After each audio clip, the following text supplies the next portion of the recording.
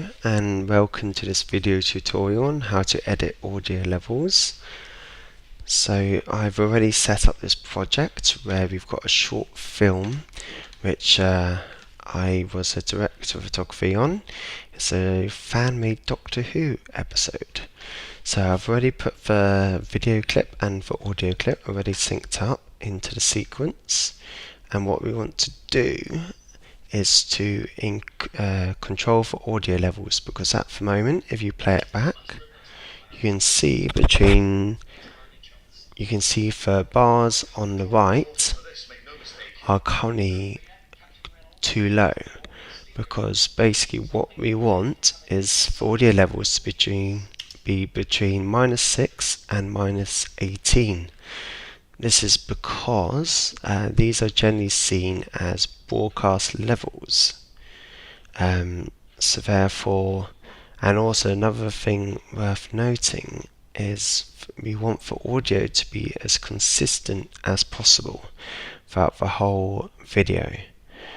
Because if, for example, at the beginning of the video it's -6 and then later on it's like -30, you can imagine sort of being at home and constantly having to change the volume on your TV up and down just so it's like clear enough for your hearing.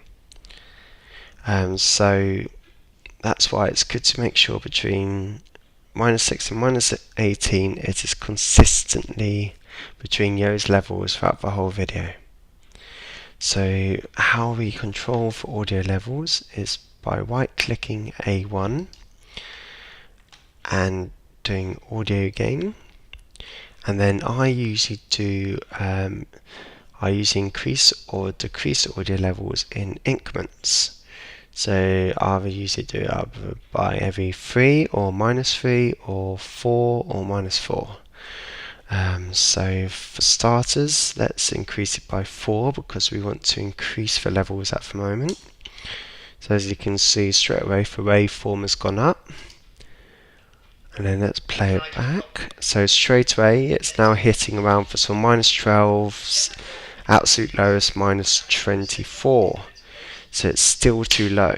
So I'd increase it. I'd do it by 6 this time. Very well, Doctor. Let the Dalek inside. Get the Dalek inside.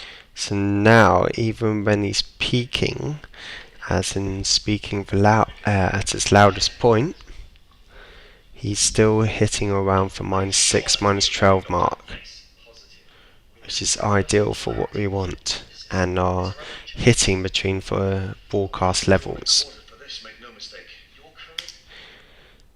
So okay, so that's one way you can control audio gain or audio levels on an audio clip. But there is another way which you can do, which if you change the size of the A1 track, you can increase the size of it by dragging the line or dragging in between the A1 and A2 and then dragging it down, and now you can see both tracks, both the left and right channel of the audio clip. And if you use the pen tool by either clicking on this bar here or by pressing the P shortcut and then clicking along this line here,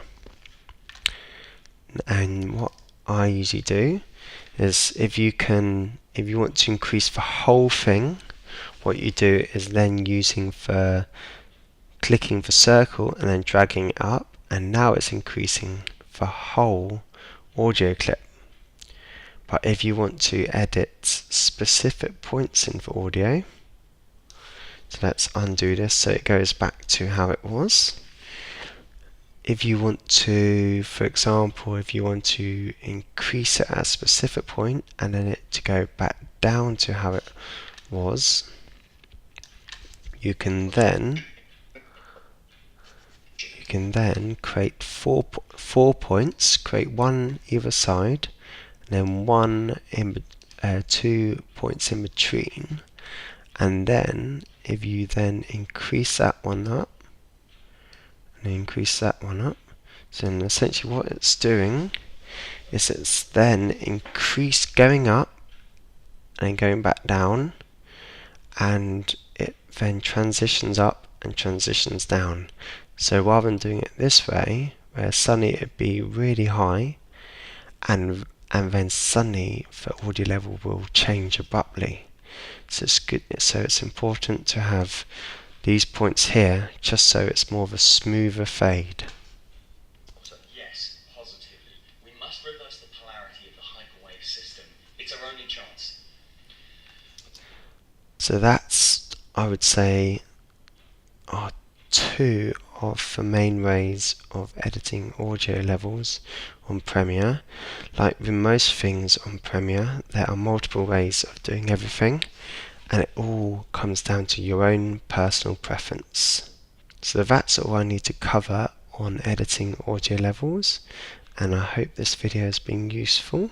So as always, please feel free to suggest any video tutorials you would like to see in the future, and I hope to see you again.